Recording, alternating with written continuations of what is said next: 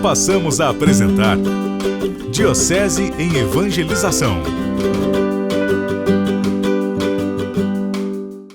Recebemos a filiação divina, somos filhos amados, amadas de Deus, e essa é a nossa primeira alegria. Somos felizes porque somos filhos de Deus, somos felizes porque o Pai nos amou por primeiro, somos felizes porque nós somos chamados a amar todas as pessoas, somos felizes porque Deus nos deu um único mandamento: amai-vos como eu vos amei. É o amor que faz toda a diferença, é o amor que transforma a nossa vida. Terceiro domingo do Advento, domingo da alegria, o Natal está perto. Jesus quer renascer na nossa família. Não é uma coisa simplesmente simbólica, mas é algo concreto, real. Em cada Natal o Senhor vem ao nosso encontro e quer fazer morada em nós. Isso também para nós é uma alegria. Deus não se cansa de nascer e renascer em nossa vida. Deus não se cansa de vir ao nosso encontro. Quão importante cada um de nós somos para Deus. Por isso a primeira leitura nos convida a não desanimar, porque Deus está em nosso meio. Quantas vezes bate o desânimo, quantas vezes achamos que não vamos dar conta de passar pelas circunstâncias da vida, quantas vezes a vida nos pega de surpresa e nós pensamos que não vamos suportar, que não vamos passar, que não vamos continuar, que não vamos recomeçar. Mas Deus nos dá a graça, o seu ânimo, a sua alma, o seu espírito, a sua força, para que nós não desanimemos. E por quê? Porque Ele está no meio de nós. A primeira leitura do profeta Sofonias nos relata isso com toda a propriedade. Depois São Paulo exorta a sua comunidade: alegrai-vos, mas alegrai-vos sempre no Senhor. Amados irmãos e irmãs, a alegria que o Senhor nos concede não está isenta de problemas na vida. A tristeza faz parte da nossa vida. Se encontrar com a tristeza significa rever algumas coisas, e muitas vezes as nossas expectativas, porque nós esperamos tanto do outro, esperamos tanto do pai, da mãe, do esposo, da esposa, do namorado, da namorada, e quando nós caímos na real, não é nada daquilo que nós esperávamos. E olha, o problema não é dele, o problema é seu, que colocou, que criou uma expectativa gigantesca. A sua fantasia foi criando o homem perfeito, a mulher perfeita, o emprego perfeito, e na realidade todos nós somos imperfeitos e temos que saber lidar com as nossas imperfeições. Essa alegria que vem do Senhor nos ensina a confiar em todos os momentos da nossa vida.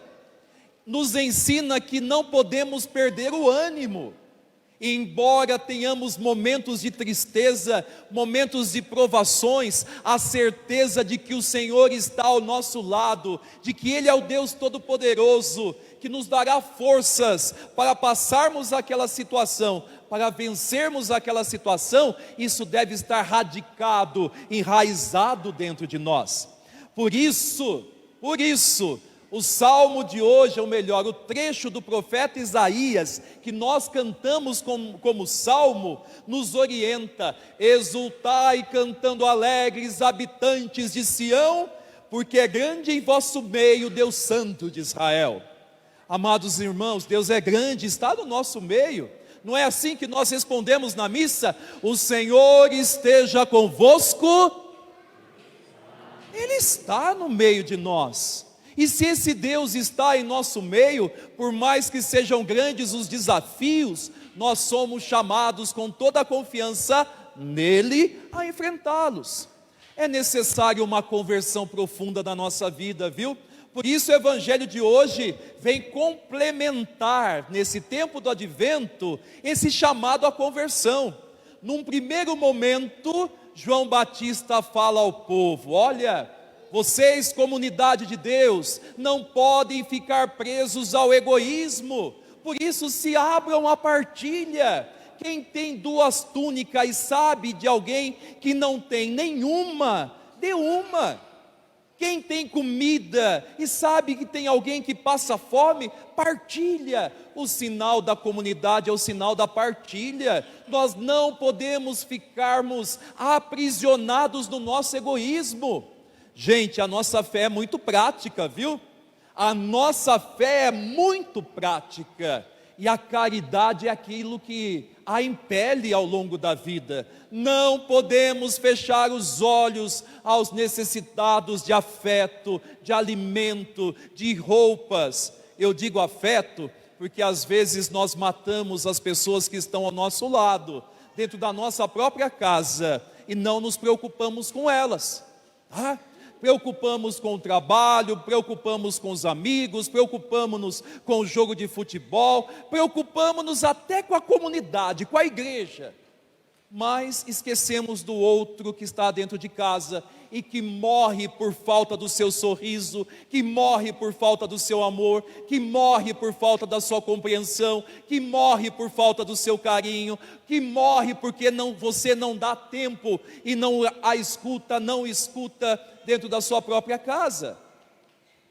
Fome de afeto, partilhar os nossos afetos. Depois João Batista chama a atenção dos cobradores de impostos, que roubavam o povo. Além de cobrar o imposto que o Império Romano exigia, eles também cobravam quantias muito altas e se enriqueciam às custas dos pobres, dos abandonados, daqueles que já não tinham nada e ainda deveriam pagar o imposto a César e ainda os lucros extras dos cobradores de impostos. Amados irmãos e irmãs, quanta gente não está morrendo hoje no nosso país, porque além de cobrar aquilo necessário para manter a nossa nação, tem cobrado absurdos, ou tem desviado dinheiro. Vocês pensam que aqueles que morrem nas filas do SUS não tem nenhum responsável? Tem sim. Vocês pensam que essas crianças que morrem abandonadas e que com fome não tem ninguém responsável? Tem sim pela morte delas. E muitas vezes são esses grandes que exploram o nosso povo e se enriquecem à custa da morte e do sangue de inocentes. E nós não podemos ficar com os olhos fechados para essa realidade. Por fim, os soldados também se convertiam e queriam uma palavra para a mudança. E João vai dizer: olha, não usem da violência para oprimir ninguém. Sim, ajudem a conter a violência, ajudem a conter o mal, mas não oprimam as pessoas, não mintam, porque os soldados naquela época eram pagos para mentir e acusar os outros, tá? Então, amados irmãos e irmãs, a força, o poder foi dado para que nós possamos fazer o bem e nunca para fazer o mal às pessoas. Que essa palavra de hoje nos ilumine. O Natal se aproxima.